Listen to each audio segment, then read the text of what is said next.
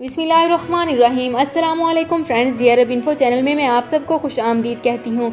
उम्मीद करती हूँ आप सब बिल्कुल ठीक होंगे। आज की वीडियो में हम बात करेंगे सऊदी अरब के साथ ताल्लुकात की बहाली मुमकिन है या फिर नहीं। नौ मुंतखब ईरानी सदर की इस बारे में क्या राय है, इसकी तमाम डिटेल्स आप लोगों के साथ आज की वीडियो में ही डिस्कस करूँगी। लेकिन उससे पहले आपसे एक छोटी सी रिक्वेस्ट है कि अगर आप हमारे चैनल दियर अरब इन्फो पर नए हैं तो हमारे चैनल को ज़रूर सब्सक्राइब कर लीजिए, वीडियो को लाइक कर लीजिए और वीडियो को लाजमी से लास्ट तक देख लीजिए। बेल आइकन को भी प्रेस कर लीजिए ताकि हमारी हर नई आने वाली वीडियो का नोटिफिकेशन सबसे पहले आप तक पहुंच सके।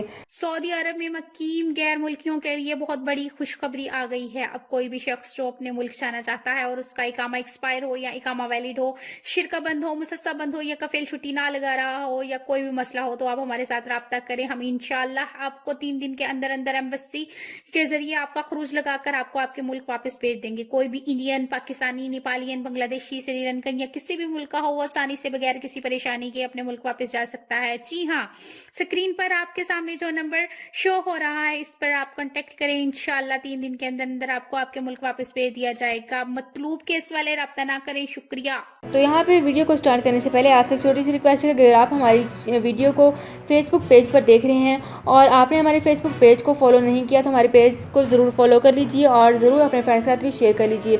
और अगर आपने हमारे यूट्यूब चैनल को सब्सक्राइब नहीं किया तो इस लिंक को ओपन करके इस हमारे चैनल पर जाइए और हमारे यूट्यूब चैनल को ज़रूर सब्सक्राइब कर लीजिए ताकि हमारी हर नई आने वाली वीडियो का नोटिफिकेशन सबसे पहले आप तक पहुँचता रहे। तो फ्रेंड्स, करते हैं अपनी आज की वीडियो को स्टार्ट। यहाँ पे मैं आपको बताती चलूँ कि ईरान के नौ मुंतखब सदर इब्राहिम रईसी ने कहा है कि सऊदी अरब के साथ ताल्लुकात की बहाली में कोई रुकावट नहीं है। ताहम इनका कहना था कि वो ईरान के बैलिस्टिक मिसाइल प्रोग्राम या इलाकाई मलेशिया की हमायत पर बातचीत के लिए तैयार नहीं है। इब्राहिम रईसी का इंतखाब जीतने के बाद पहली प्रेस कॉन्फ्रेंस में कहना था कि ईरान की तरफ से सफारत खाने खोलने और सऊदी अरब के साथ ताल्लुकात में भी कोई रुकावट नहीं है।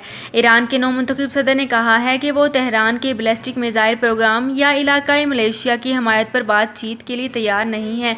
इनसे 1988 में तकरीबन 5000 लोगों की इज्तिमाई फांसी में मलबूस होने के बारे में जब पूछा गया तो इन्होंने खुद को इंसानी हकूक़ का मुहाफिज करार दिया। ईरान के नौ मुंतखब सदर एक नामनहाद डेथ पैनल का हिस्सा थे जिसने 1980 की दहाई में ईरान इराक जंग के इख्तिताम पर सियासी कैदियों को मौत की सज़ा दी थी। रईसी का कहना है कि इन मुल्क के खारजा पॉलिसी 2015 के जोहरी माहदे तक महदूद नहीं होगी। इन्होंने कहा है कि हम दुनिया के साथ बातचीत करेंगे। इब्राहिम रईसी ने कहा है कि हम ईरानी अवाम के मफादात को जोहरी माहदे से नहीं जोड़ेंगे। इब्राहिम रईसी का कहना था कि अमेरिका ईरान पर आयद पाबंदियाँ ख़त्म करने की पाबंद है। इब्राहिम रईसी की कामयाबी ईरान की तारीख में कम तरीन रन और आउट पर होगी। लाखों ईरानी इंतखाबात की मुखालफत में घरों पर ही रहेगी। जिन्होंने वोट दिए इनमें से 37 लाख अफराद ने या तो गलती से या दानस्ता तौर पर अपने बेल्ट खाली छोड़ दिए। ये तादाद गुज़िश्ता इंतखाबात से ज़्यादा है और इससे पता चला कि कुछ वोटर चारों में से एक भी उम्मीदवार के हक में नहीं थे। इब्राहिम रईसी ने मजमूई तौर पर 17.9 मिलियन वोट हासिल किए हैं। तो इसकी तमाम डिटेल्स मैंने आप लोगों को आज की वीडियो में ही शेयर की। तो फ्रेंड्स, ये थी मेरी आज की वीडियो। उम्मीद करती हूँ आपको ये वीडियो पसंद आई होगी। अगर आपको ये वीडियो पसंद आई है तो हमारे चैनल को ज़रूर सब्सक्राइब कर लीजिए, वीडियो को लाइक कर लीजिए और वीडियो को लाजमी से लास्ट तक देख लीजिए।